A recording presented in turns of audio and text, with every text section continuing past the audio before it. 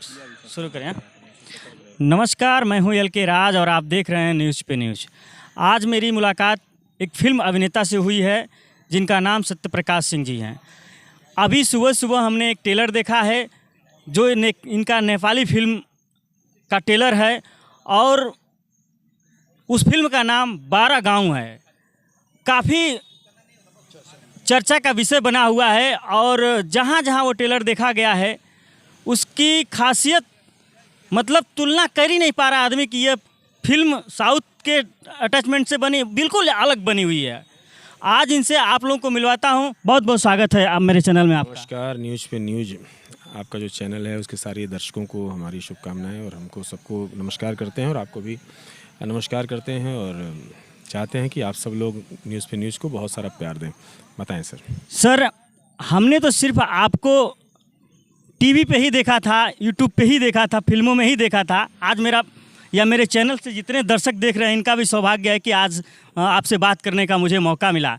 आप जो आपकी जो फिल्म एक चर्चा का विषय बना हुआ है नेपाली फिल्म 12 गाँव, सर उसमें मैंने देखा उसका ट्रेलर तो बिल्कुल यूनिक है, अलग हट के है। ये कैसे मतलब इनके कैसे दिमाग में आया कैसी फिल्म करनी चाहिए वहाँ पे?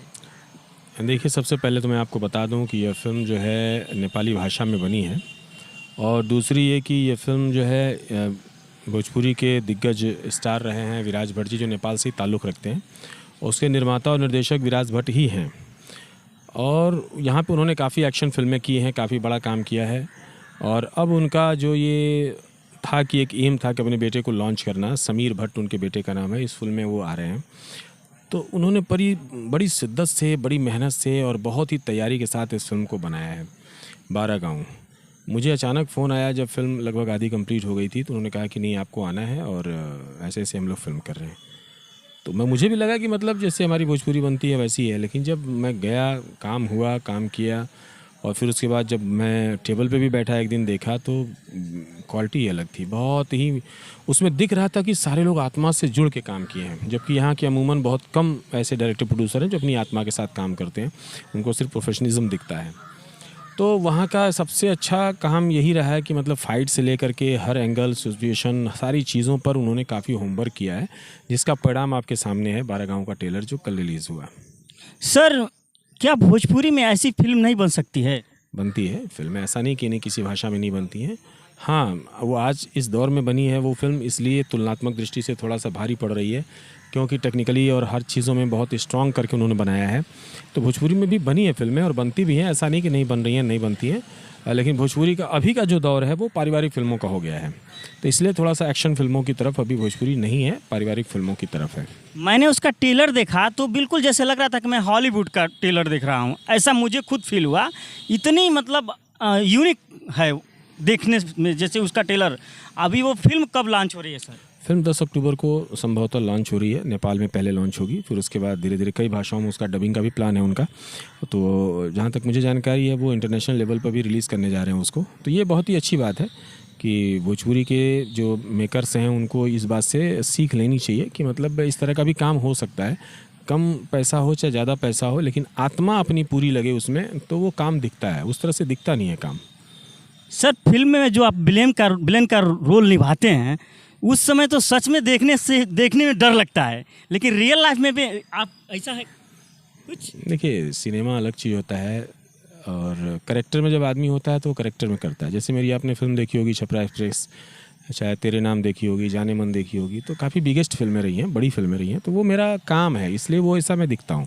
और रियल लाइफ में बिल्कुल वैसा नहीं हूँ, बिल्कुल मैं अलग हूँ। और अभी की जो फिल्में मैंने 2 साल में किया है, जो चैनल की जो फिल्में हैं उसमें आप हमको देखेंगे तो बिल्कुल नॉर्मल कैरेक्टर में ही पाएंगे, क्योंकि चैनल ने अभी उस तरह का निगेटिविटी वाला काम कम कर दिया है। तो अभी नॉर्मल भी कैरेक्टर कर रहा हूँ, ऐसा नहीं कि मैं विलन ही करता हूँ, सिर्फ विलन ही नहीं कर रहा हूँ। अभी आप टीवी पे जितनी फिल्में देखेंगे उसमें सब में मुझे नॉर्मल और सकारात्मक भूमिका में आप पाएंगे। आज आप जहाँ बैठे हैं, जहाँ मुलाकात हुई है हमारी, बड़ी मनसा थी, ललक थी कि हम अपने दर्शकों को अपने चैनल के माध्यम से आपसे बातचीत करके उन तक ये बताने का प्रयास करें कि रियल लाइफ में आप ऐसे नहीं हैं जैसे कि आप विलेन के रूप में दिखते हैं। नहीं, बिल्कुल नहीं। जहाँ हम बैठे हैं ये मऊ जनपद है और मैं बिल्कुल सीधा साधा और सिंपल इंसान हूँ और मेरे ऊपर कभी स्टारडम हावी नहीं हुआ। और बिल्कुल मैं कभी भी ऐसा नहीं कि आज के जो बच्चे हैं जो काम कर रहे हैं, 2 एल्बम कर लिए, 2 फिल्में कर लिए, तो उनका एटीट्यूड इतना बुरा हो जाता है कि अन्य लोगों से वो कटने लगते हैं। मैंने हमेशा ईश्वर से यही प्रार्थना की कि भाई कुछ भी करना, लेकिन मेरी ज़मीन न छूटने पाए, इतना मुझे कामयाब मत कर देना कि मेरी ज़मीन मेरे पाँव से निकल जाए। तो मैं अपनी ज़मीन को पकड़ के रखता हूँ, और ख़ासकर इस ज़मीन जो मऊ है, बहुत दिनों के बाद मैं यहाँ पे आया हूँ। आज कुछ लोगों की बहुत याद आई, कुछ लोगों को बुलाया मैंने कि भाई मिलते हैं, बैठते हैं। बहुत पुरानी यादें जुड़ी हुई हैं, 97-98 से यादें जुड़ी हुई हैं यहाँ की। जब मैं स्ट्रगल के टाइम में पहली बार यहाँ से काम कर रहा था, और दूरदर्शन पे ही काम होता था उस समय, तब की ये मीडिया उडिया कुछ नहीं थी, बल दूरदर्शन हुआ करता था। तो उस समय हम साइकिल से 40 से 45 किलोमीटर दूर चले आते थे शूटिंग करने के लिए, और शूटिंग करके आने के बाद हम फिर चले भी जाते थे। और हमारा काम और जुनून इतना था कि मतलब आज के बच्चों में तो वो जुनून दिखता ही नहीं है कि वो कहीं बुला दिया जाए तो साइकिल से चले जाएँ, अपने टाइम पे पंक्चुअली पहुंच जाएं। तो मैं सबको यही कहूँगा कि भाई देखो, जितने भी बच्चे हैं, जितने भी आर्टिस्ट हैं या आर्ट के रूप में आना चाहते हैं, बस मैं उनको यही कहूँगा कि बच्चों थोड़ा सा तुम लोग वर्क पे ध्यान दो, मतलब अपने काम पे फोकस करो। बाकी फालतू चीज़ों पे फोकस करने का समय तुम्हारे पास बहुत आएगा, लेकिन अभी काम पे फोकस करो और सीख करके आगे बढ़ो। बार्गेनिंग का शिकार ना बनो। और बहुत सारी यहाँ पे मतलब बेवकूफ़ बनाने वाले भी लोग हैं, बना भी रहे हैं लोग, बन भी रहे हैं, ठगी भी हो रही है, सब कुछ हो रहा है।